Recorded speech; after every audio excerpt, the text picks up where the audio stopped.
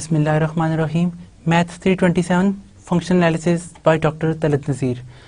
आज हम अपने लेक्चर नंबर 11 में inverse and compositions of linear operator को पढ़ेंगे कि हम देखेंगे कि इन्वर्स लीनियर ऑपरेटर के इन्वर्स किस तरह से एग्जिस्ट करते हैं, उनकी कंपोजिशंस को किस तरह से एनालिसिस किया जाता है, कि किस तरह से हम इनको एनालाइज करते हैं लीनियर ऑपरेटर के इन्वर्स को। और इसमें हम अगर कंटेंट्स देखें आज के लेक्चर्स के, तो उसमें सबसे पहले तो हम इन्वर्स ऑफ लीनियर ऑपरेटर पे डिस्कशन करेंगे कि क्या क्या सफिशिएंट कंडीशंस हैं, what are the necessary and sufficient conditions for a linear operator that its inverse exist.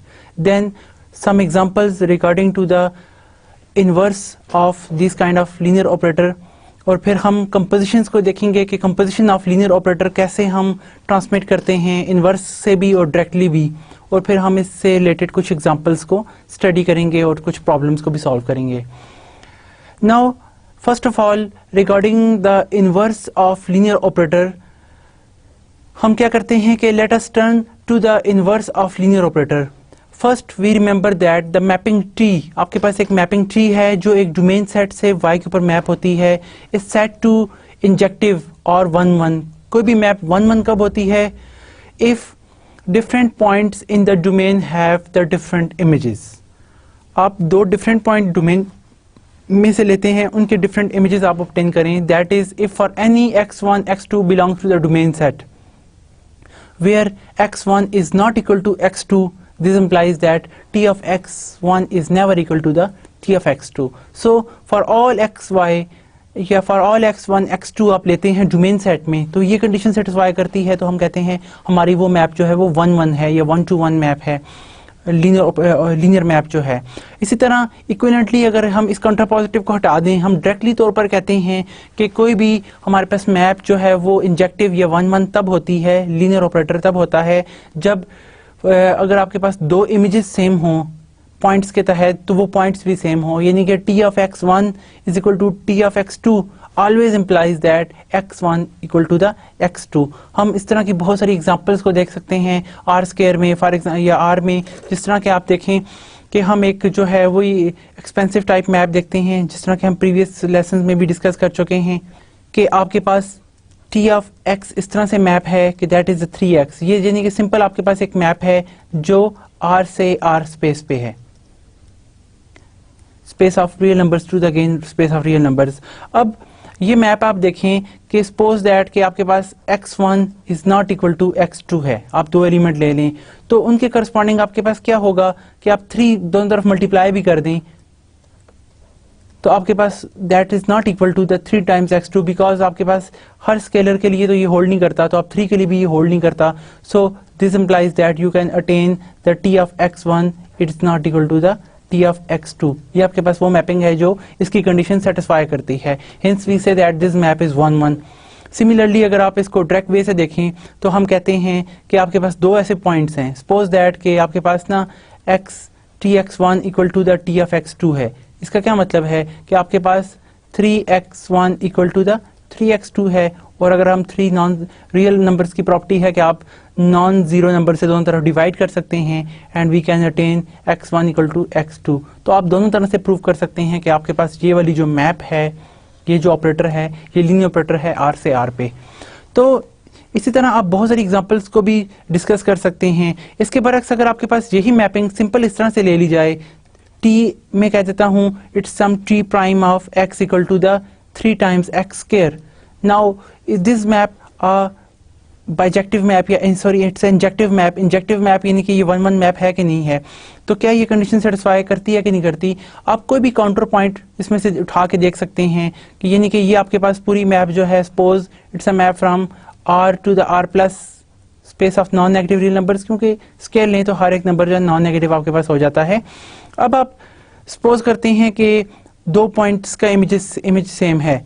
आप यहाँ पर देखें, अगर मैं t प्राइम में -1 प्लग इन करता हूँ तो मेरे पास वैल्यू आती है 3।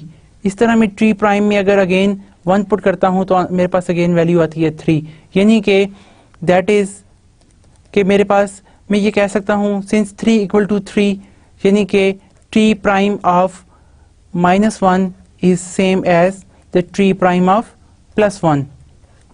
दोनों के लिए ये कंडीशन होल्ड करती है, यानी कि इससे हम ये ऑब्टेन कर लेते हैं what happen the 3 times -1 square is same as the 3 times 1, यानी कि चूंकि इमेजेस दोनों सेम है और ये इस तरह से ऑब्टेन होते हैं इसका 1 का स्क्वायर, क्योंकि आपने 1 के ऊपर मैप अप्लाई की है, ये टी प्राइम मैप।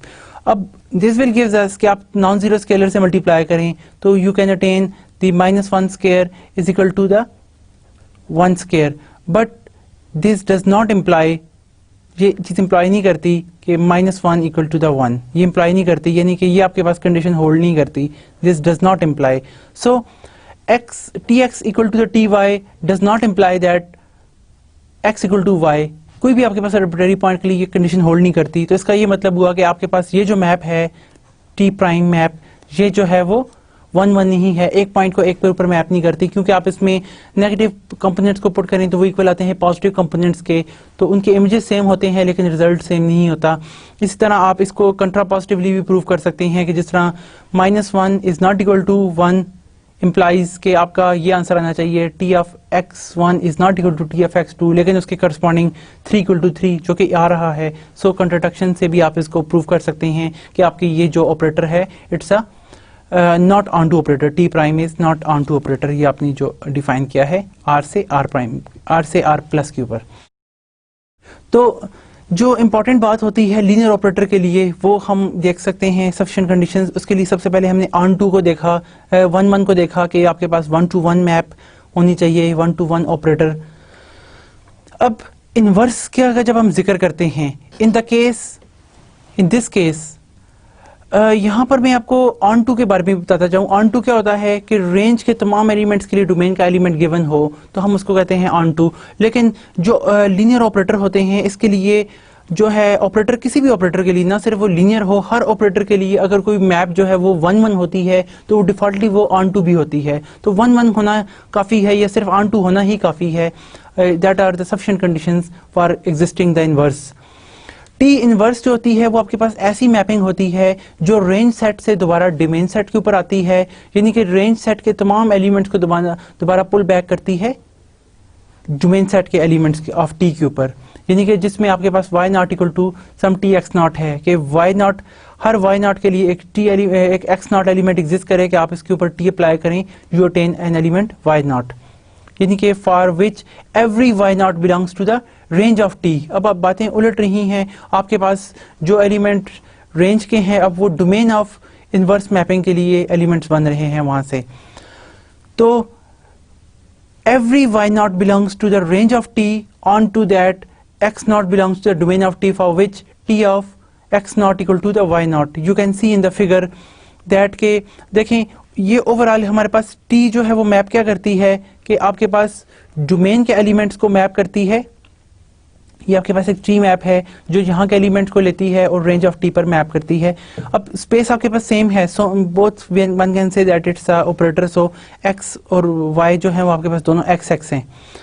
यहाँ पर t इनवर्स क्या करेगी कि हर y नॉट जो कि रेंज ऑफ t का एलिमेंट है इसको पुल बैक करेगी, इसके लिए एक x नॉट यहाँ पे आपके पास ऑब्टेन होगा जिससे ये वैल्यू आपके पास दोबारा से ऑब्टेन हो जाएगी। The mapping t inverse is called the inverse of t।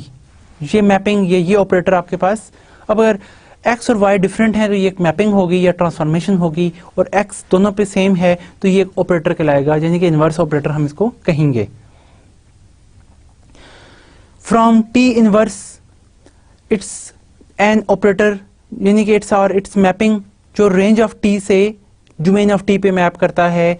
Her y not जो रेंज ऑफ टी का एलिमेंट है ये पुल बैक हो जाता है एक्स नॉट एलिमेंट पर जो कि डोमेन ऑफ टी का एलिमेंट है।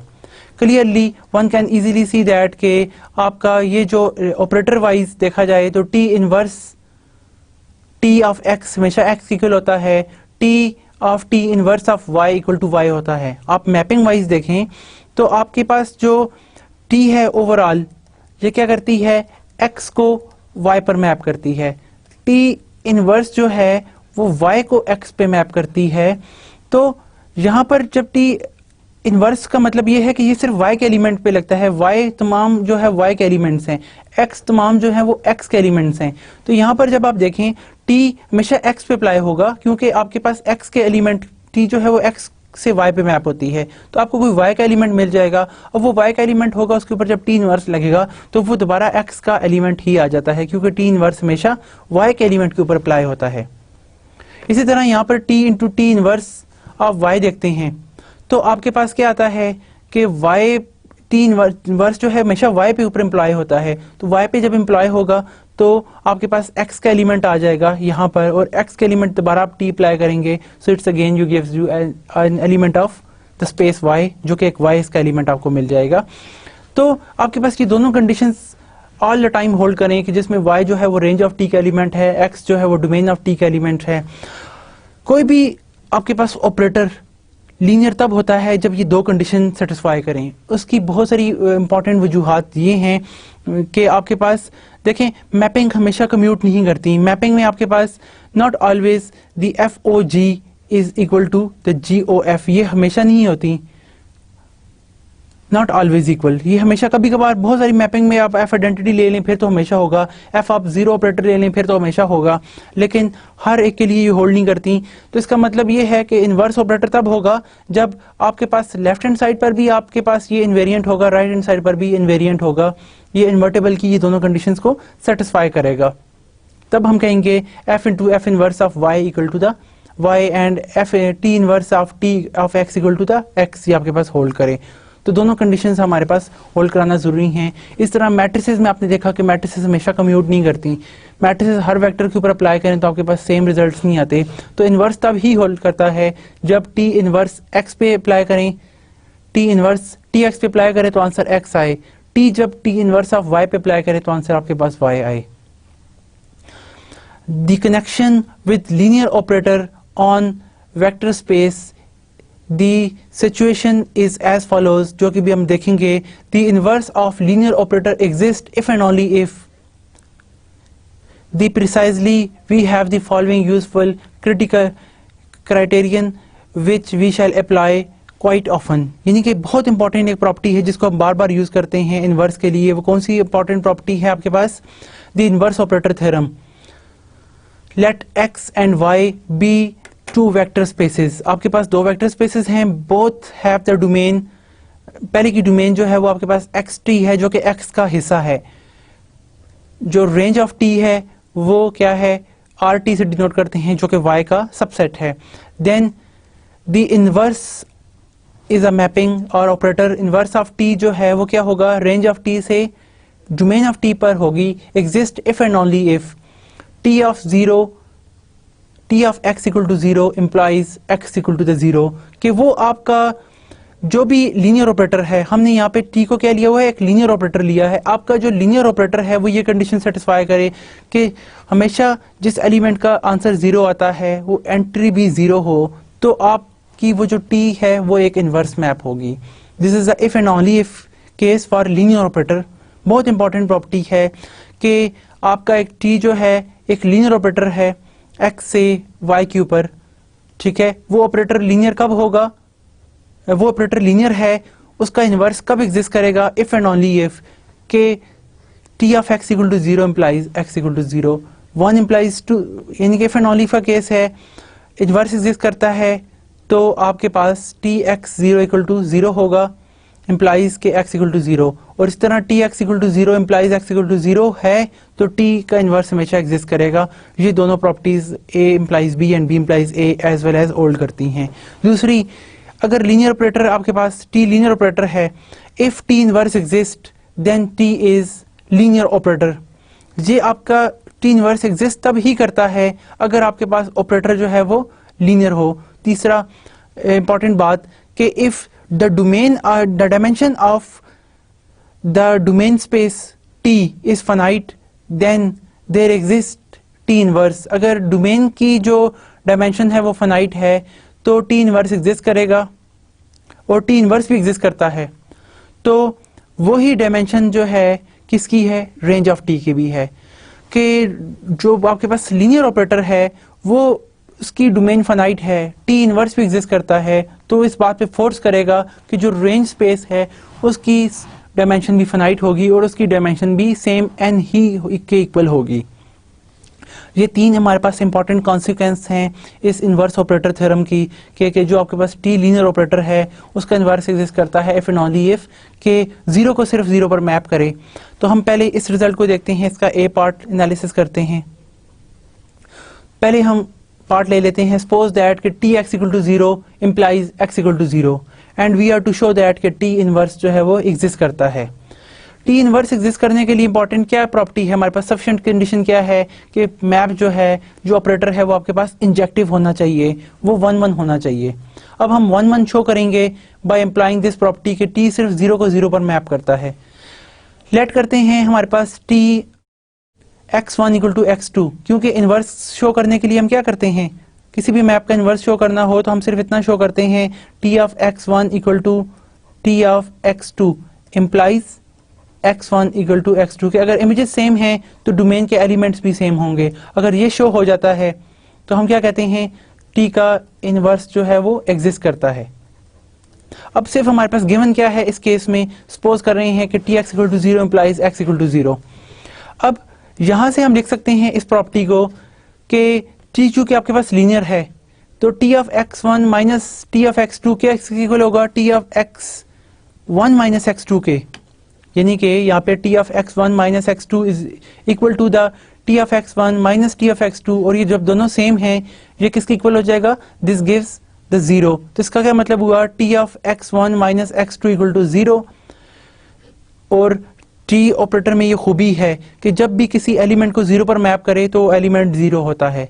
अकॉर्डिंग टू दिस हमारे पास क्या आ जाएगा, x1 माइनस x2 जो है वो जीरो होगा, क्योंकि टी की खूबी है कि वो हमेशा किसी भी एलिमेंट को जीरो पर मैप करे तो एलिमेंट जीरो होता है। तो ये हमारे पास एलिमेंट जीरो आ गया and by this hypothesis we can attain x1 equal to x2।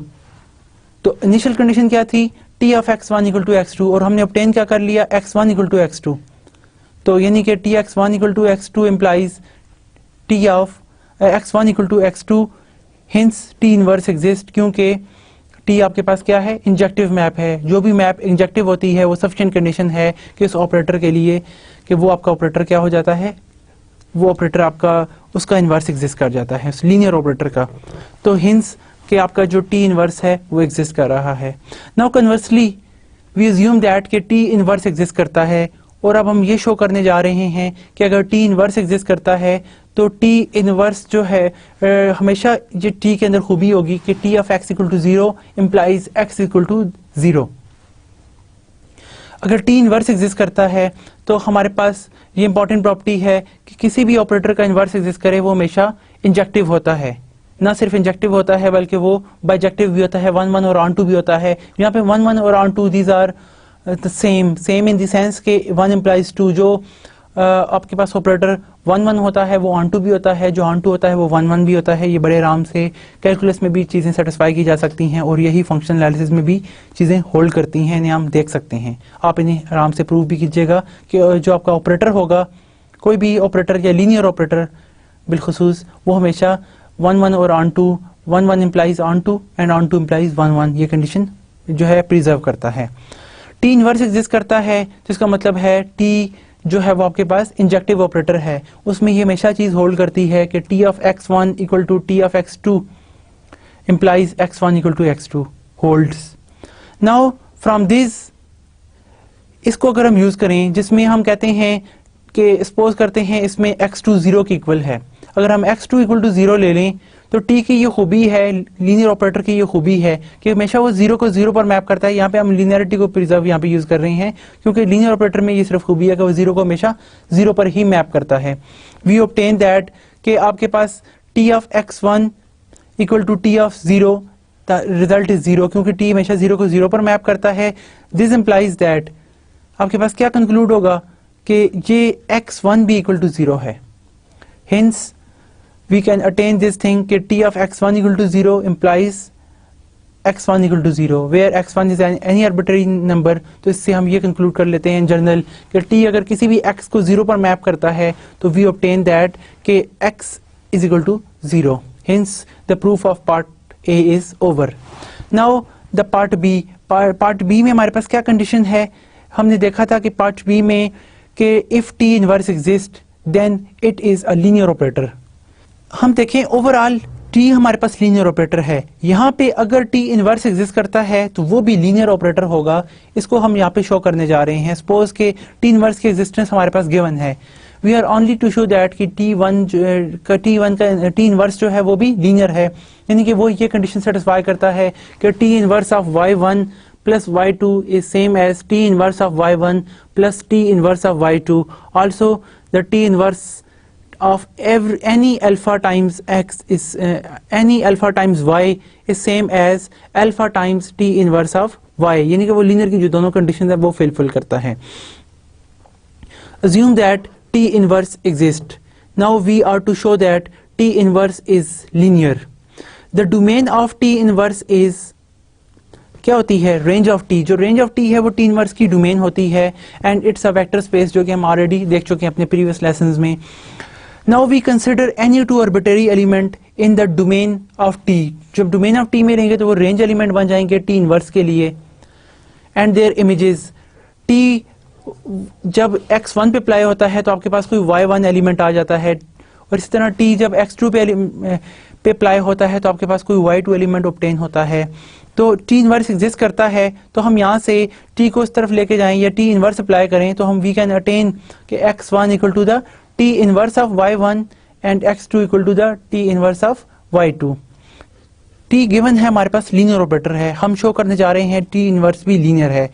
उसके लिए so that for any scalars alpha beta V have alpha time y1 plus beta times y2 को अगर हम लें तो t बाय डेफिनेशन क्या है, y1 आपके पास गिवन है यहाँ से t of x1, y2 given है t ऑफ x2। तो हम यहाँ पे y1 की जगह tx1 इसकी वैल्यू डाल लेते हैं, y2 की जगह t ऑफ x2 इसकी वैल्यू एम्प्लॉय कर लेते हैं। अब t चूंकि लीनियर ऑपरेटर है तो लीनियर की ये प्रॉपर्टी सेटिस्फाई करता है कि t of alpha x1 plus beta x2 is same as alpha times t of x1 plus beta times t of x2। तो हम यहाँ से इसको डायरेक्टली ये भी इम्प्लॉय कर सकते हैं कि टी आपके पास ये प्रॉपर्टी जो है वो सेटिस्फाई करता है कि आपने y के ऊपर इम्प्लॉय किया तो आपके पास ये वाली वैल्यू आ गई। सिंस आप यहाँ पर देखें जिस तरह हमने t जो है x1 को देखा कि x1 आपके पास क्या है, T inverse of y1, x2 जो है वो आपके पास टी इनवर्स ऑफ y2 की इक्वल है। तो वी इम्प्लॉय दैट कि अगर हम टी इनवर्स इसके ऊपर होल इम्प्लॉय करें तो हमारे पास क्या आ जाएगा, T inverse of alpha y1 plus beta y2 वो इक्वल आ जाएगा। टी चूंकि यहाँ पे लीनियर है तो वो बाहर आएगा, टी इनवर्स से कैंसिल हो जाएगा, हमारे पास सिंपल रह जाएगा alpha times x1 plus beta times the x2। और x1 किसकी इक्वल है by definition, that is the T inverse alpha times x1 किसकी इक्वल है, T inverse of y1, x2 किसकी इक्वल है, टी इनवर्स ऑफ y2। तो हम यहाँ पे x1 की जगह उसकी वैल्यू प्लग इन कर लेते हैं, x2 की जगह उसकी वैल्यू इम्प्लाई कर लेते हैं। तो यहाँ पर देखें टी इनवर्स इसका मतलब क्या हुआ, टी इनवर्स जब alpha y1 plus beta y2 पर इम्प्लाई हुआ तो we obtain this is equal to the alpha times T inverse of y1 plus the beta times T inverse of y2। तो ये कंडीशन आपके पास बड़े आराम से फुलफिल हो जाती है कि हर अल्फा बीटा स्केलर्स के लिए और for any x1 y1 belongs to the domain set of T inverse, क्योंकि टी इनवर्स की जो डोमेन है उसकी आप वैल्यू यहाँ पे प्लग इन कर रहे हैं, उसके लिए ये रिजल्ट होल्ड करता है। तो इसका मतलब क्या हुआ, टी आपके पास एक लीनियर मैप है, क्योंकि हमने लास्ट क्लास में ये प्रूव किया था कि जो लिनियरिटी है it's also is equivalent to this condition, कि आपके पास ये कंडीशन और वो दूसरी कंडीशन आपस में इक्विलिएंट हैं। दो प्रॉपर्टीज को हमने एक फॉर्म में प्रूव किया था। Hence T inverse is an a linear operator, T inverse भी आपके पास ए लीनियर ऑपरेटर है। थर्ड रिजल्ट की तरफ आते हैं जो ये बताती है कि अगर आपके पास dimension of domain of T finite है, कोई नंबर n है और टी इनवर्स एग्जिस्ट भी करता है, देन क्या होगा, domain then the dimension of range of t is same as the dimension of domain of t। domain of t की domain की dimension और range of t की dimension भी सेम होगी अगर t इनवर्स एग्जिस्ट करता है। देखिए इसका मतलब ये है कि डोमेन सेट में जितने नंबर ऑफ एलिमेंट्स हैं इतने रेंज ऑफ के सेट में भी उतने ही हमारे पास एलिमेंट्स मौजूद हैं, दोनों के अंदर नंबर ऑफ एलिमेंट्स हमारे पास सेम हैं।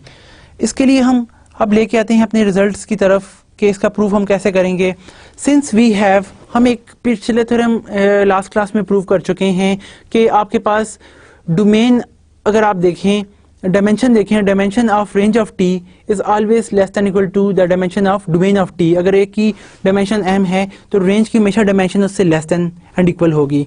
इस तरह अगर हम टी इनवर्स के लिए हम यहाँ पर देखते हैं कि आप डायमेंशन डी टी की यानी कि डोमेन की जो डायमेंशन है वो रेंज की डायमेंशन से लेस है by implying the T inverse property. कि आप टी इनवर्स के लिए इम्प्लाई करें ना तो वहाँ पर ये बिल्कुल चीज़ उलट हो जाती है। तो एक के लिए इससे लेस है, दूसरे के लिए इससे लेस है, तो 1 और 2 इम्प्लाइज कि दोनों की डायमेंशन सेम है। अगर एक की डायमेंशन n है तो दूसरे की डायमेंशन भी n है। हम बड़े आराम से इम्प्लाई कर सकते हैं। यहाँ पर अगर आप गौर करें तो हमारी जो पहली कंडीशन है वो टी की उस थ्योरम को इम्प्लाई करके आता है कि अगर डोमेन की डायमेंशन फाइनाइट है तो रेंज की डायमेंशन भी उससे लेस देन होगी। अगर इसकी n है तो इसकी less than equal to n होगी। इसी तरह टी इनवर्स हमें बताता है कि आपके पास डोमेन और रेंज जो है वो चेंज हो जाती हैं। वही थ्योरम अगर हम दोबारा अप्लाई करें तो टी इनवर्स की जो डोमेन है उसकी डायमेंशन हमेशा ग्रेटर होगी, टी इनवर्स की जो रेंज है उसकी डायमेंशन से लेस देन इक्वल होगी। और अगर आप 1 और 2 दोनों को अप्लाई करें तो यू कैन अटेन दैट कि दोनों की डायमेंशन सेम है। और अगर क्योंकि फाइनाइट डायमेंशनल स्पेस में इनकी कोई फाइनाइट डायमेंशन होती है n की इक्वल है तो दोनों की डायमेंशन n होगी। तो ये रिजल्ट भी हमारे पास इंक्लूड हो जाता है जब टी इनवर्स एग्जिस्ट करे तो उस सूरत में। अच्छा, इसमें अगर आप गौर करें इसी रिजल्ट में तो ये हमें बताता है कि नंबर ऑफ एलिमेंट्स अगर टी इनवर्स एग्जिस्ट करे तो जितने आपके पास यहाँ पर है उतने एलिमेंट वहाँ भी एग्जिस्ट करते हैं तो दोनों की डायमेंशन आपको सेम आ जाती है। अगर ये आर स्क्वायर का एलिमेंट है तो ये भी आर स्क्वायर का एलिमेंट है, ऑपरेटर भी है, तो they have the same dimension, R square के टपल्स भी सेम होंगे। फाइनाइट डायमेंशनल स्पेस में डोमेन और रेंज सेट की जो है डायमेंशन सेम होती है अगर टी आपके पास लीनियर ऑपरेटर हो और उसका इनवर्स भी एग्जिस्ट करे तब। Now we finally mention a useful formula for the inverse of the composition of linear operator. Composition of a linear operator जो है बहुत इंपॉर्टेंट है कि हमारे पास जो ऑपरेटर है ना, कोई भी आप लीनियर ऑपरेटर ले लें उसका इनवर्स आप लें तो वो भी एक लीनियर ऑपरेटर होता है, वो तो हमने देख लिया। अब उनकी कंपोजिशन लें तो composition of 2 linear operator is also a linear operator, ये हमारे पास होता है। इसी तरह इनवर्स की लीनियर ऑपरेशन भी हम जो है वो स्टडी कर सकते हैं as a inverse of product form में। Let T is an operator from space x to y, या कोई ट्रांसफॉर्मेशन है आपके पास। इसी तरह s भी आपके पास है y से z के ऊपर एक बाइजेक्टिव लीनियर ऑपरेटर हम ले लेते हैं। बाइजेक्टिव का मतलब क्या है कि it's a 1 1 and onto 2 where x y z are the vector spaces. See as in figure, हम फिगर के अंदर भी देखते हैं, यानी कि आपके पास क्या है जी, x एक स्पेस है, y आपके पास एक स्पेस है, z एक स्पेस है। t क्या करता है, x को y स्पेस पे मैप करता है, s क्या करता है ऑपरेटर कि y को z पे मैप करता है। तो एस टी क्या करेगा, डायरेक्टली x से z पर मैप होगा और ये भी एक लीनियर ऑपरेटर होगा। लीनियर ऑपरेटर यानी कि t अगर लीनियर है, if t is linear, s is linear, then S T is also linear operator. One can easily show, आप यहाँ पर इसको शो कर सकते हैं। फॉर इंस्टेंस के मैं अगर आपको यहाँ पर इस प्रॉपर्टी को बताऊं कि हाउ इफ आपके पास s and t are linear, ये अगर आपके पास 2 लीनियर ऑपरेटर हैं तो हमें पता है कि ये वो प्रॉपर्टी सेटिस्फाई करेंगे लीनियर ऑपरेटर की। तो हम देखते हैं कि s और t आल्सो लीनियर होगा। उसकी क्या वजह है कि जब भी आप x प्लस y पर इसको अप्लाई करेंगे तो आपके पास s यहीं पे रहेगा, पहले t अप्लाई होता है। हमें पता है कंपोजिशन में ये चीज़ होल्ड करती है कि t जो है वो x प्लस y पे अप्लाई होता है। तो आपके पास क्या आ जाएगा, s यहीं रहेगा। t चूंकि लीनियर ऑपरेटर है तो t क्या करेगा, आपको फर्स्ट का एलिमेंट दे देगा, दैट इज सम tx, और सेकंड जो है वो ty, क्योंकि हमारी असर्शन क्या है कि t is a linear operator. अब s जो है वो अगेन लीनियर ऑपरेटर है, s क्या करेगा, s आपके पास पहले एलिमेंट भी इम्प्लाई होगा और s दूसरे एलिमेंट भी इम्प्लाई होगा, s अगेन इज st, क्योंकि आपके पास s भी लीनियर ऑपरेटर है। तो देखें इसने ये लीनियर की फर्स्ट कंडीशन सेटिस्फाई कर दी कि s t of tx t plus s t of x plus y is same as stx plus sty, ये आपके पास यहाँ पे y है, इसके लिए ये होल्ड कर गई।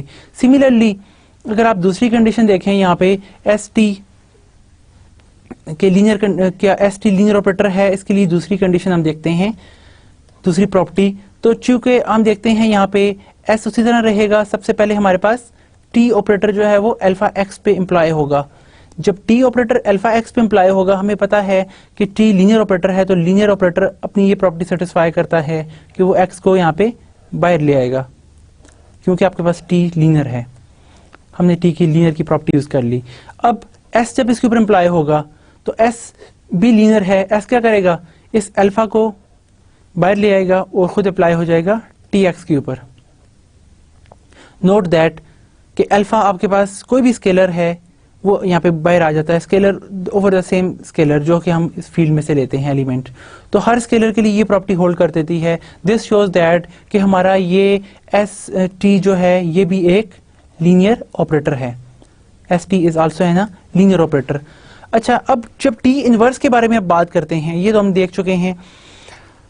इनवर्स के बारे में बात करें तो इनवर्स क्या करता है, एक्स जो कि स्पेस है, जी स्पेस है, एस टी डायरेक्टली एक्स को मैप करती है जी पर, तो टी इनवर्स एस टी का जो इनवर्स होगा वो डायरेक्टली जेड को मैप करेगा दोबारा एक्स के ऊपर। और ये कंपोजिशन ना सिर्फ दो के लिए है, बल्कि आप कोई भी फाइनाइट मैप ले लेते हैं, T1, T2, T3, उनकी कंपोजिशन लें तो वो भी एक लीनियर ऑपरेटर होगी। इस तरह उनका इनवर्स लें तो वो डायरेक्टली दोबारा से फाइनल स्पेस को दोबारा फर्स्ट स्पेस के ऊपर मैप करेगा। ये हम बड़े आराम से देख सकते हैं। टी इनवर्स भी आपके पास एक लीनियर ऑपरेटर होती है। ये हम अभी स्टडीज को इसी थ्योरम में कर रहे हैं, जिस तरह कि हमने डायग्राम में कहा।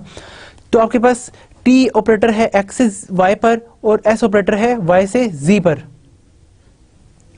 तो क्या होगा देन, जो आपके पास एस टी इनवर्स है, it's operator from z to the first space x, यानी कि फाइनल स्पेस को दोबारा z स्पेस पर मैप करेगा ऑफ द प्रोडक्ट या कंपोजिशन फॉर्म में। और एस टी एग्जिस्ट भी करेगा आपके पास, एस टी यानी कि कंपोजिशन एग्जिस्ट कर रही है। और दूसरी बात ये कि अगर आप एस टी का होल इनवर्स के बारे में बात करें तो वो सेम होती है टी इनवर्स एस इनवर्स के इक्वल। इसका बड़ा हमारे पास अच्छा एक प्रूफ है कि हमने ये ऑपरेटर जो है वो भी आपके पास एग्जिस्ट करेगा, ये प्रोडक्ट एग्जिस्ट भी करेगा और इसका इन्वर्स जो है वो इसके इक्वल भी आएगा। हम इसके प्रूफ की तरफ आएँ तो हमारे पास यहाँ पे दी ऑपरेटर हम डायग्राम से देख सकते हैं, S T is operator from X to Z is bijective. ये भी हमारे पास बाइजेक्टिव होगा, यानी कि 1 1 और ऑन 2 होगा। बड़े आराम से देखा जा सकता है इसको, इसका प्रूफ भी आई वुड लाइक कि आप इसको ट्राई करें और बड़े आराम से इसका प्रूफ देख लें, सो दैट जब इसका ये बाइजेक्टिव फंक्शन है, देखें आपके पास एस बाइजेक्टिव है, टी बाइजेक्टिव है, then the product of two bijective operator is a bijective operator. इसे आप बिल्कुल कैलकुलस के रिजल्ट्स की तरह शो कर सकते हैं। तो आपके पास यहाँ पे क्या कंक्लूड होगा कि ये बाइजेक्टिव है, तो कोई भी ऑपरेटर बाइजेक्टिव हो तो उसका इन्वर्स हमेशा एग्जिस्ट करता है। तो that is the sufficient condition कि आपके पास एस टी इन्वर्स जो है वो एग्जिस्ट कर रहा है, क्योंकि वो भी एक बाइजेक्टिव ऑपरेटर है। नाउ दस वी हैव के जो ऑपरेटर बाइजेक्टिव होता है वो ये प्रॉपर्टी सेटिस्फाई करता है। हम कहते हैं टी का इन्वर्स एग्जिस्ट करे तो ये प्रॉपर्टी होती है T into T inverse of किसी भी वैल्यू एक्स पे लगाएं तो आपके पास हमेशा आई ऑफ एक्स आता है।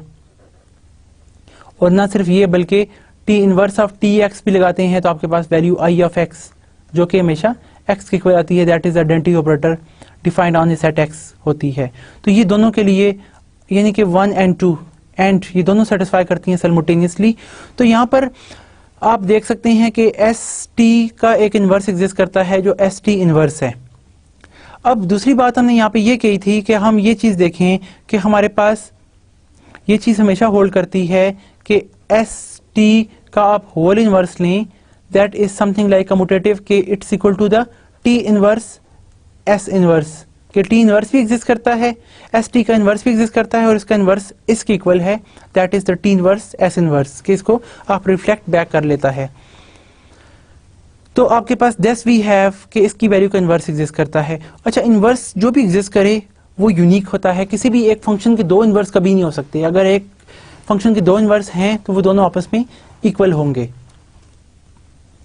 Applying S inverse and S inverse, आप देखें हम इस प्रॉपर्टी को शो करने जा रहे हैं, अपनी ये जो फेमिलियर प्रॉपर्टी जिसको हमने यहाँ पे डिस्कस किया। अब एस इनवर्स एग्जिस्ट करता है तो इसका क्या मतलब है, S into S inverse is always equal to the Y identity map defined on the space Y. अब अगर आप यहाँ पर देखें, ये थोड़ी सी हमारे पास कैलकुलेशंस है कि S inverse of S T, क्योंकि ये किसके इक्वल है, आइडेंटिटी की इक्वल है। अगर आप इस तरह से गौर करें तो ये आपके पास आइडेंटिटी है और इस आइडेंटिटी को हम मल्टीप्लाई करते हैं T times S T inverse के साथ, या आप एस इनवर्स दोनों तरफ इम्प्लाई कर लेते हैं, तो ये आपको क्या देगा, ये चीज़ तो आपके पास आइडेंटिटी बन जाएगी, सिंपली हमारे पास ये वैल्यू आ जाती है। और इसके साथ हम देखें कि आपके पास टी इनवर्स को अगर आप पुल बैक करें तो आपके पास क्या आ जाएगा, टी इनवर्स ऑफ इसके इक्वल आ जाएगा, टी इनवर्स यहाँ पे हमारे पास इस तरफ आ जाएगा और टी से कैंसिल होकर सिंपल हमारे पास एस इनवर्स रह जाएगा। और एस इनवर्स जो है साथ आई जेड है, यानी कि identity defined on Z, that is gives only the S inverse. Again T inverse को अगर हम इस तरह इम्प्लाई करें और हमें पता है T inverse into the T is identity, यहाँ पर इस साइड पर इम्प्लाई करें तो हम again T inverse of S की फॉर्म में रिजल्ट इंक्लूड कर सकते हैं, यानी कि ये चीज़ आपके पास एस इनवर्स के इक्वल है। Now the T inverse T S T whole inverse is equal to, ये आपके पास आइडेंटिटी फॉर्म आ गई, यहाँ पर एस टी होल इनवर्स आ गया। एस टी होल इनवर्स को अगर आप यहाँ से कंक्लूड करें, this will give us the T inverse S inverse, and this proves that कि आपके पास ये प्रॉपर्टी प्रूव हो जाती है। लेकिन अगर आप इसको भी बड़े आराम से अगर देखना चाहें तो हम ये देख सकते हैं कि इसका प्रूव हम एक और तरीके से भी कर सकते हैं। फॉर इंस्टेंस के मैं आपको यहाँ पे इस चीज़ के प्रूफ के बारे में बताता हूँ।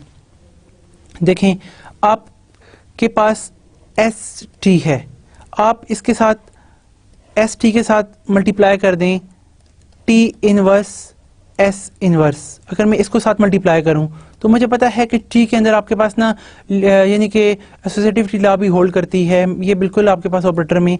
तो हम क्या करते हैं, टी इंटू टी इनवर्स यहाँ पे ले आते हैं और साथ आपके पास यहाँ पे सिंपल एस रह जाएगा, और ये क्या हो जाएगा, that is some identity with S inverse. Identity जैसे भी मल्टीप्लाई होती है वो आपके पास दोबारा एस ही मिलेगा और हमारे पास यहाँ पे एस इनवर्स आ जाता है, which is equal to again identity. हमें यहाँ पे आइडेंटिटी मिल जाती है।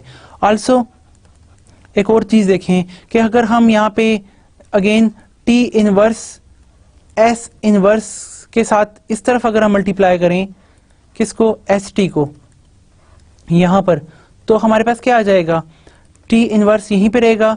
हम यहाँ पे बाय एसोसिएटिविटी लॉ ये लिख सकते हैं S into the S inverse, S inverse into the S, इस तरह से, और वो किसके इक्वल आ जाएगा, सिंपली आई आइडेंटिटी मैप की इक्वल विथ हेयर आपके पास टी मैप सेम रह जाएगी। और इसको हम फिर दोबारा से लिख सकते हैं, चूंकि ये आई आइडेंटिटी किसी से भी मल्टीप्लाई हो सेम रहती है आपके पास मैप, तो आपके पास यहाँ पे टी आ जाएगा। इनको मल्टीप्लाई भी कर लें आप, तो आपके पास यहाँ पे क्या आ जाएगा, इनको अगर आप T into T inverse, T जो कि आपके पास अगेन जो है उसका इन्वर्स एग्जिस्ट करता है जो कि टी इनवर्स है, तो आपके पास आइडेंटिटी आ गया।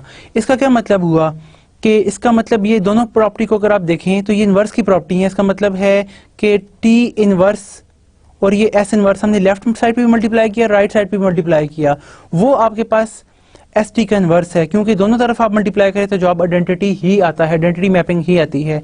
इसका मतलब है ये आपके पास क्या है, is inverse of S T map, यानी कि इन दोनों की जो कंपोजिशन है इस मैप के इन्वर्स है। लेकिन हमें पता है बट इसका इन्वर्स क्या है, एस टी का इन्वर्स क्या होता है, S T whole inverse, this is the inverse. ये आपके पास इन्वर्स है किसका, ऑफ एस टी का। तो लेकिन इन्वर्स हमेशा हमारे पास यूनिक होता है, किसी भी मैप के दो डिफरेंट इन्वर्स नहीं हो सकते। अगर दो डिस्टिंक्ट इन्वर्स हैं they are one of the same, तो हमारे पास क्या होगा, by uniqueness of inverse,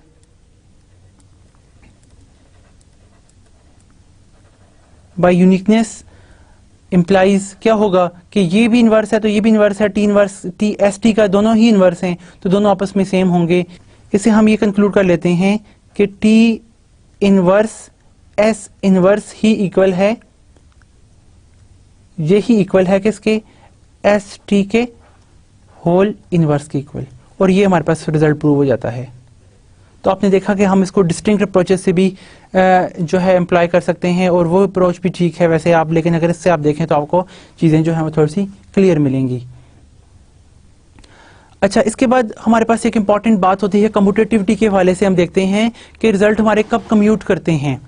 late X be a vector space, ठीक है आपके पास, और S be a mapping from X to X, t T is a mapping from X to X, vector space से आपके पास दो सेल्फ ऑपरेटर्स हैं, S and T are commutative if and only if S T equal to the T S, के हर point के लिए अगर कोई मैप कम्यूट करें for all x belongs to the X, S T X का वही रिजल्ट आए जो टी एस ऑफ एक्स का आता है, तो हम कहते हैं ये दोनों मैप्स कम्यूट करते हैं। और ये बहुत एक ना स्पेशल प्रॉपर्टी है मैप्स के लिए जो कम्यूट करें। हर मैप हमारे पास कम्यूट नहीं करती, हम आर में भी देख सकते हैं, यानी कि जो मैप्स कम्यूट करें, फॉर एग्जांपल कि आपके पास टी जो है ये भी एक मैप है और एस भी एक मैप है, इस तरह से हम दो मैप्स को लेते हैं, डिफाइन करते हैं। ये दो मैप हैं जो आर से आर पे हैं, space of real numbers.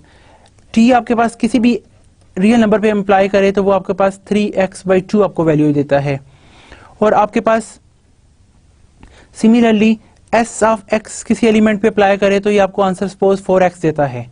Now composition देखते हैं, ts ऑफ x, जब ts जो है वो किसी नंबर x पे लगे तो आपके पास वैल्यू क्या आएगा, पहले आपके पास t है, s पहले x पे अप्लाई होगा तो आपके पास t सेम रहेगा। बाय द प्रॉपर्टी ये क्या करता है, 4x आपको वैल्यू देता है। और जब आप t इसके ऊपर अप्लाई करते हैं तो t क्या करता है, हर वैल्यू को 3/2 से मल्टीप्लाई कर लेता है अपनी हर वैल्यू को, तो 4x को भी मल्टीप्लाई कर देगा। एंड इन दिस वे देखें यहाँ से कैंसिल होकर कैलकुलेशन हमें दे देती है द वैल्यू 6x। तो एस टी ऑफ एक्स का आंसर 6 आता है फॉर ऑल एक्स, जो भी आप एक्सेस में डोमेन सेट आर से लेते हैं। ऑन दी अदर हैंड अब हम एस टी ऑफ एक्स को अगर कैलकुलेट करें तो व्हाट इज द आउटपुट, पहले आपके पास s सेम रहेगा, पहले ऑपरेटर t इंप्लाई होगा बिकॉज इट्स अ कंपोजिशन, तो s t जो है पहले इंप्लाई करते हैं तो t हर वैल्यू को क्या करता है 3x/2 की फॉर्म में ले लेता है। और जब आप इसके ऊपर s इंप्लाई करते हैं, s जस्ट 4 से मल्टीप्लाई कर देता है हर वैल्यू को। ये भी आपके पास दो लीनियर ऑपरेटर हैं, आप इसको चेक कर सकते हैं, लीनियरिटी प्रिजर्व करते हैं। 4 और ये 2 आपस में कैंसिल होकर कैलकुलेशन आपको दे देती है 6x। तो इसका क्या मतलब हुआ कि आपके पास फॉर ऑल x, जो भी आप x जो है ना वो r से ले रहे हैं, आपके पास ये चीज होल्ड करती है, ts of x is same as s t of x। तो इसका क्या मतलब हुआ कि आपके s और t जो हैं वो कम्यूट कर रहे हैं, hence we can say that s and t are commutative maps are या कम्यूट। इस तरह की प्रॉपर्टीज हम अलजेब्रा में भी पढ़ चुके हैं, ग्रुप थ्योरी में भी आपने देखा होगा कि वहां पर भी ग्रुप्स कब कम्यूट करते हैं, अबिलियन ग्रुप्स जिसे हम कहते हैं। और यहाँ पे जो है ना ऑपरेटर कब कम्यूट करते हैं, जब for all x S T का जो इमेज है वो सेम हो जो टी एस का इमेज है। तो ये एक इंपॉर्टेंट यानी कि प्रॉपर्टी है, हर मैप कम्यूट नहीं करते। फॉर इंस्टेंस के आप अगर दो डिफरेंट मैप ले लें, आपके पास ना एक एफ मैप ले लें, F of X equal to the square root of X ले लें, और g ऑफ x आपके पास मैप है that is something the x square plus 1।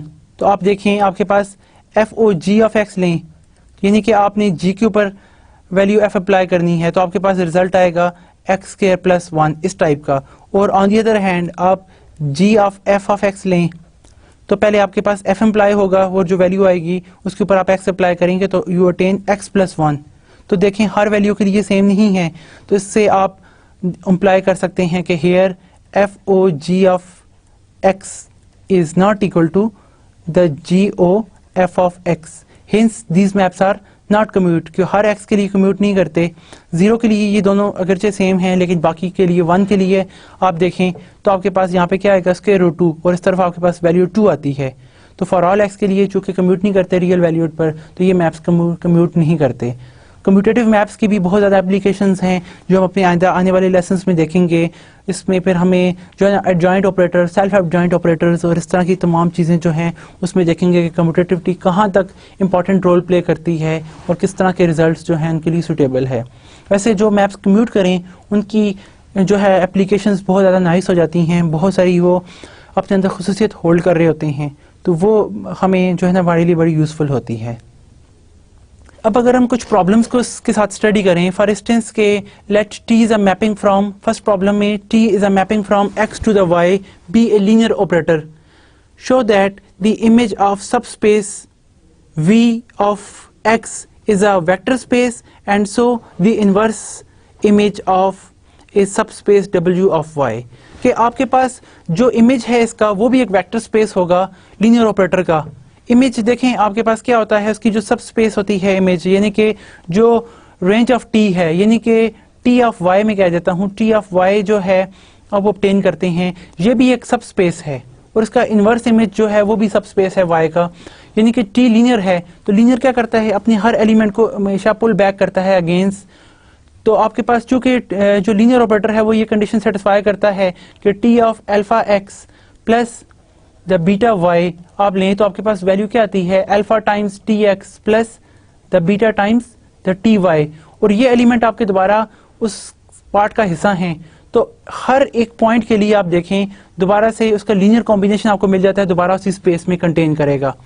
तो उससे आप ये ऑब्टेन कर लेते हैं कि उसकी जो सब स्पेस है वो भी एक वेक्टर स्पेस है, यानी कि ये जो इसकी जो रेंज सेट आपको मिल रही है वो एक वो भी एक सब स्पेस इंप्लाई करती है। सब स्पेस की प्रॉपर्टी आपको पता है कि आपके पास किसी भी वेक्टर स्पेस की जो सब स्पेस होती है वो वेक्टर स्पेस कब होती है, जब उनका लीनियर कॉम्बिनेशन किसी भी स्केलर के साथ लें तो उनका सम जो है ये लीनियर कॉम्बिनेशन दोबारा उसी स्पेस में बिलोंग करे।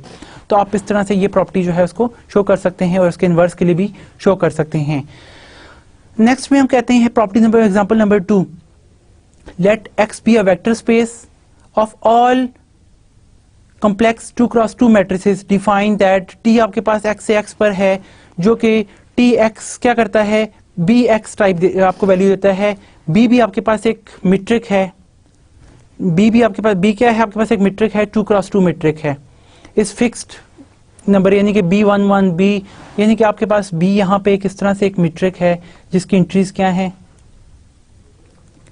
द एंट्रीज आर, मैं क्या देता हूँ b1 b2 b3 b4, ये आपके पास एक 2x2 मीट्रिक है यहाँ पे फिक्स्ड।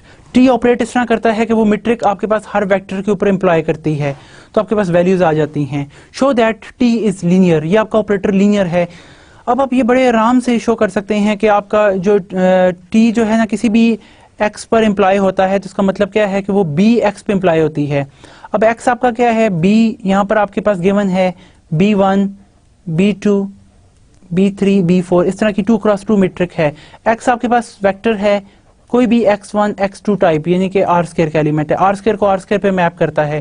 तो आपके पास यहाँ पर जब इसके ऊपर ये इट्स जस्ट मैट्रिक मल्टीप्लिकेशन, जो हमें पता है कि मैट्रिक मल्टीप्लिकेशन क्या होती है, ये रो और कॉलम वाइज आपके पास मल्टीप्लाई होते हैं। b1 x1 plus the b2 x2, ये इसकी फर्स्ट एंट्री है। सेकेंड एंट्री यहाँ पे आपके पास क्या आ जाएगी जी, very simple, b3 x1 plus b4 x4, ये आपके पास। And the asking is that कि ये आपका t जो है वो लीनियर ऑपरेटर है, ये कंडीशन सेटिस्फाई करता है tx प्लस y, कोई भी दो एलिमेंट ऐड करें तो आंसर हमेशा आपके पास tx प्लस ty की इक्वल आता है। और इसी तरह t ऑफ अल्फा x लें तो आपके पास जवाब क्या आता है, अल्फा टाइम्स द tx। तो ये बड़े आराम से आप यहाँ पे शो कर सकते हैं इसको, क्योंकि मैट्रिक्स आपके पास लीनियर है, ये x प्लस वाई पे लेगी तो यहाँ पे दो एलिमेंट x1 भी है आपके पास प्लस y1 भी है, तो आप वहाँ से सेपरेबल करके दो मैट्रिक्स की फॉर्म में इसको बड़े आराम से इंटरप्रेट कर सकते हैं।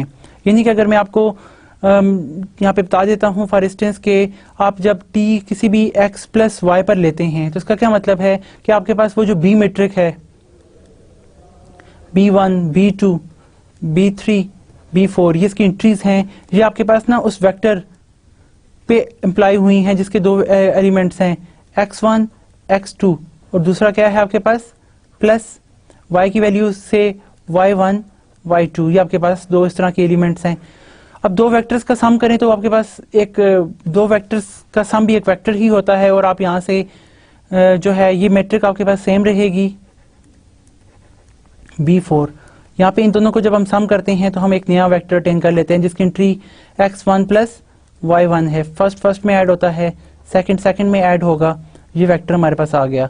Now one can multiply this, यह मैट्रिक है इसको इस वेक्टर से मल्टीप्लाई कर सकते हैं और हमारे पास एंट्रीज क्या आ जाएंगी, b1 one can multiply with b1, ये आपके पास इससे मल्टीप्लाई हो जाएगा, प्लस सिमिलरली b2 आपके पास मल्टीप्लाई होता है x2 प्लस y2 से, और इसकी जो सेकंड एंट्री होगी वो हमारे पास क्या होगी, b3 again multiply with x1 plus y1 and plus b4 multiply with x2 plus y2। Simple हमारे पास मैट्रिक्स मल्टीप्लिकेशन रूल है जो हमें पता है। अब आप इसको सेपरेबल कर सकते हैं दो डिस्टिंक्ट मैट्रिक्स की फॉर्म में। अच्छा, अगर आप चाहें तो इसका डायरेक्ट प्रूफ यहाँ से भी देख सकते हैं, वो आप कैलकुलेशंस भी होल्ड करती है, लेकिन डायरेक्टली आप देखें तो ये मैट्रिक्स जो है आपके पास ये कंडीशन सेटिस्फाई करती है कि ये जो B11, B12, B3, B4 है, आप ये डायरेक्टली किससे, फर्स्ट फैक्टर से भी मल्टीप्लाई होगी, x1, x2 से भी, और इसी तरह प्लस ये मैट्रिक्स की प्रॉपर्टी है कि वो B1, B2, B3, B4 जो है वो आपके पास सेकंड आपके पास जो वेक्टर है कौन सा, y1, y2, इससे भी मल्टीप्लाई होगी, y1 एंड y2। अगर आप इन दोनों से मल्टीप्लाई कर देखें तो ये आपके पास क्या आ जाएगा, it's gives you the b times, ये b है और साथ आपके पास this is some vector x, plus ये अगेन b है और ये आपके पास वेक्टर y है, और वो किसके इमेजेस हैं, this is some tx, plus ये क्या है, वही t ऑफ y की इक्वल है, क्योंकि b मैपिंग आपके पास इस तरह से डिफाइन है। तो देखें t of x plus y equal हो गया tx प्लस ty की इक्वल।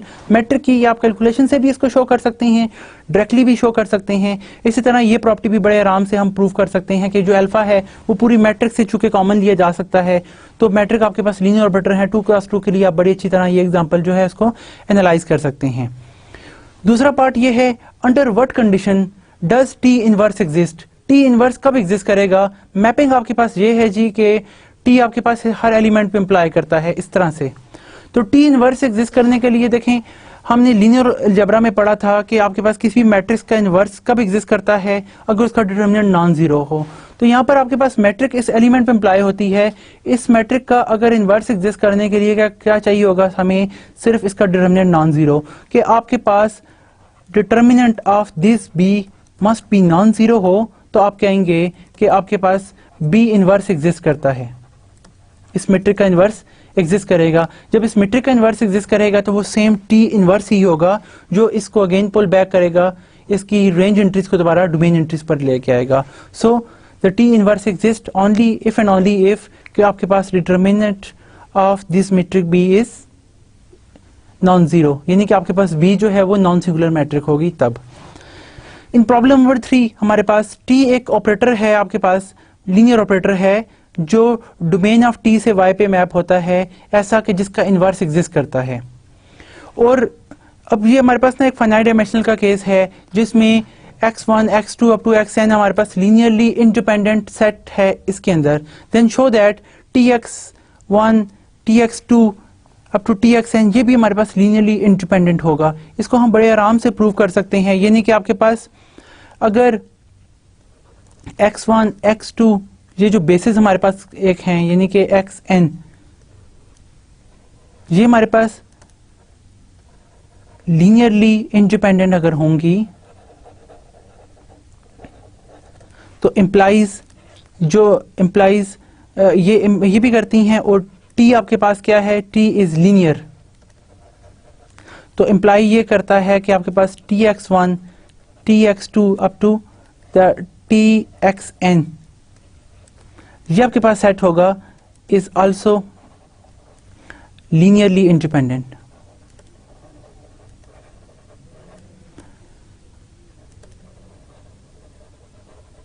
ये हमारे पास linearly independent, this is a thing अगर टी लीनियर ऑपरेटर है।